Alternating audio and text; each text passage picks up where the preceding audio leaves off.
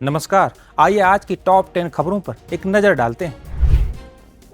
Iran और America के बीच तनाव जारी है। सीज फायर की मियाद खत्म होने के बाद अभी भी दोनों देश अपनी अपनी जिद पर अड़े हुए हैं। अमेरिकी राष्ट्रपति ट्रंप ने नाटो देशों को हिदायत दी है और कहा है कि आप ईरान को परमाणु हथियार नहीं दे सकते।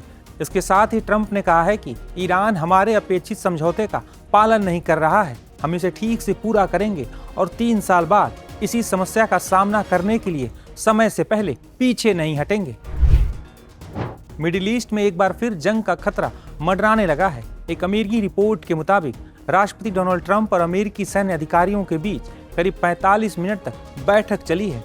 बैठक में सेंट्रल कमांड के कमांडर एडमिरल ब्रैड कूपर और ज्वाइंट चीफ ऑफ स्टाफ के चेयरपर्सन ने राष्ट्रपति को ईरान पर हमले से जुड़े अपने नए प्लान के बारे में विस्तृत जानकारी दी है। इस दौरान ईरान पर कई तरह के हमले को लेकर बातचीत हुई है।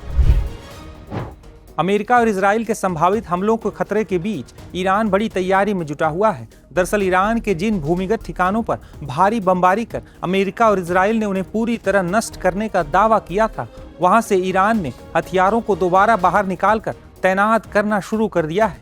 रिपोर्ट्स के मुताबिक ईरान मौजूदा युद्ध विराम का इस्तेमाल तेजी से अपनी ड्रोन और मिसाइल क्षमताओं को फिर से खड़ा करने में कर रहा है। पश्चिम बंगाल में डायमंड हार्बर और मगराहाट पश्चिम विधानसभा के कुल 15 बूथों पर आज दोबारा मतदान हुआ है। दरअसल 29 अप्रैल को इन बूथों पर दूसरे फेज की वोटिंग के दौरान ईवीएम से छेड़छाड़ और झड़प की शिकायत मिली थी। इसी वजह से दोबारा वोटिंग का फैसला लिया गया था।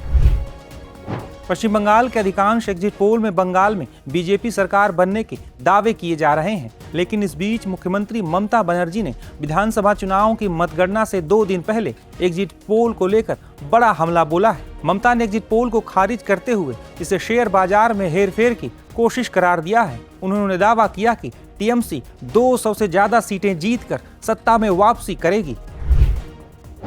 आम आदमी पार्टी के राज्यसभा सांसद संदीप पाठक की मुश्किलें बढ़ती नजर आ रही हैं। उनके खिलाफ पंजाब में 2 अलग अलग जिलों में 2 एफआईआर दर्ज की गई हैं।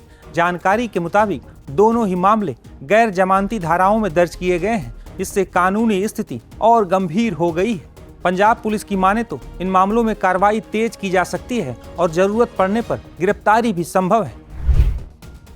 राहुल गांधी लगातार ग्रेट निकोबार प्रोजेक्ट को लेकर केंद्र सरकार पर हमले बोल रहे हैं। वहीं अब केंद्र सरकार ने विस्तृत सफाई जारी करते हुए साफ किया है कि ये परियोजना भारत के लिए रणनीतिक, रक्षा और आर्थिक रूप से काफी अहम है। सरकार ने कहा है कि विकास, पर्यावरण संरक्षण और आदिवासी समुदायों के हित के बीच संतुलन बनाते हुए इस प्रोजेक्ट को आगे बढ़ाया जा रहा है।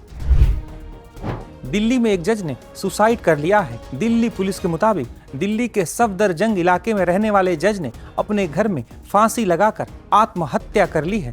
मृतक जज का नाम अमन कुमार शर्मा है। जज की उम्र 35 साल बताई जा रही है। उनका शव फांसी के फंदे पर लटका मिला है। जज ने ऐसा कदम क्यों उठाया है, अभी तक ये साफ नहीं हो पाया है। वहीं पुलिस इस पूरे मामले की छानबीन में जुट गई है। मध्य प्रदेश के जबलपुर स्थित बरगी डैम में हुए क्रूज हादसे में मृतकों की संख्या बढ़कर 11 हो गई है। आज शाम गोताखोरों ने पानी से 2 और शव बरामद किए हैं, जो बच्चों के बताए जा रहे हैं। हादसे के बाद अब भी 2 लोग लापता हैं, जिसमें से एक बच्चा है। दिल्ली एनसीआर में लगातार मौसम का मिजाज बदला हुआ नजर आ रहा है। मौसम विभाग ने आने वाले 2 दिनों में आधी बारिश को लेकर येलो अलर्ट जारी किया है। 3 से 5 मई के बीच गरज चमक के साथ बारिश हो सकती है, जिससे तापमान में गिरावट आएगी और गर्मी से राहत मिलेगी। तो ये रही आज की 10 बड़ी खबरें। धन्यवाद। जीरो हमने इन्वेंट किया, हमने बताया दुनिया को, जहां योग है वहां रोग नहीं। सबसे पुरानी सभ्यता है हमारी। गुलामी से तो और देश भी लड़े भाई, पर आजादी के लिए अहिंसा का रास्ता बस हमारा था। अपने पसीने से जमीन सींचता किसान और घर में घुसकर मारने वाले जवान, बस इसी मिट्टी ने जने। इसके हाथ ने जब थामा जज्बा तो इतिहास रचे।